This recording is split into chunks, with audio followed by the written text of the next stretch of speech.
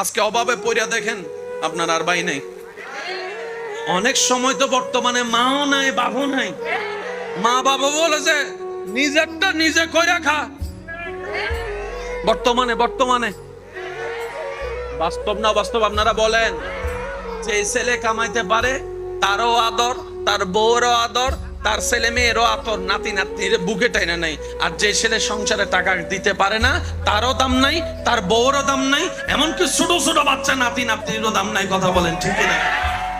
এই বাস্তবতা মানতে না চালেও মেনে নিতে হবে। যারা বুদ্ধিমান আছে, জ্ঞানওয়ালা, রব বলে যে দিলটা কাউকে দিস না যারা ভেঙে দিতে পারে, বরং দিলটা আমি রবের নামে ছেড়ে দে।